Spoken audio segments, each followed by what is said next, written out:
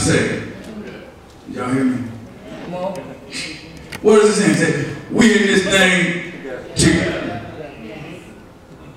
We're in this thing what? Together. We're in this thing together. Yes, sir. That means we all are connected. Amen. That means we can't make it by ourselves. That means we can't jump out, get into a lifeboat, and escape. That means we have to connect to each other. That means we got to be with each other. That means we got to pray for each other. Yes. That means we got to forgive each other. Yes. That means we got to help each other. Yes. That means we got to encourage each other. Is that right? Because it's going to take all of us to make it. Amen? Amen. And it says, the soldiers cut away the ropes off the skiff and let it fall off. And as day was about to dawn, Paul implored them all to take food, saying, today is the 14th day. You have waited, continue without food, and eating nothing. They didn't eat nothing for 2 weeks. Therefore, I urge you to take nourishment, for this is your survival, since not a hair will fall from the head of any of you. And when he had said these things, he took bread and gave thanks to God in the presence of them all. And when he had broken it, he began to eat. That sounds something like communion, doesn't it? Yeah. Nothing? Amen. Communion with God. Then they were all encouraged. Amen. And also took food for themselves.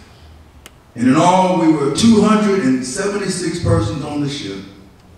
So when they had eaten enough, they lightened the ship throughout the week into the sea. Amen. Amen.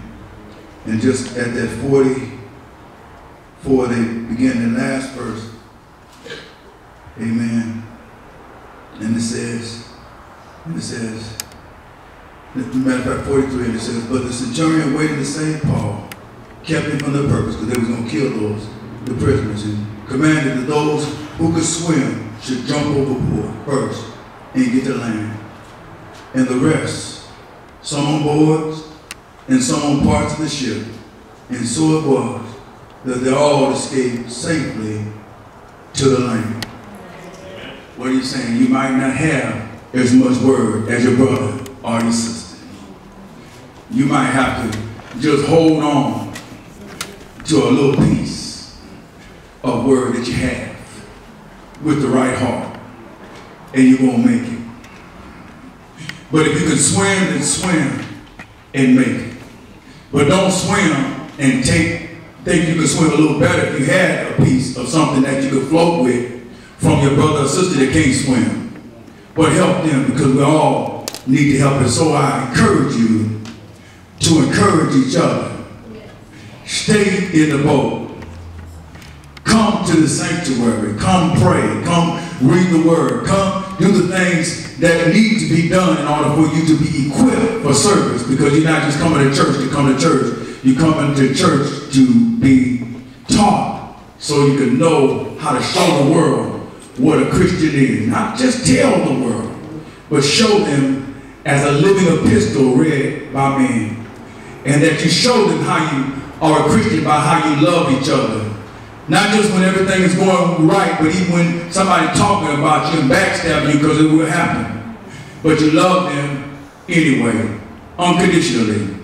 Because anytime you love with conditions, it's not genuine love, but an attempt to manipulate. And that's the word for today. I hope you guys enjoy it. Amen.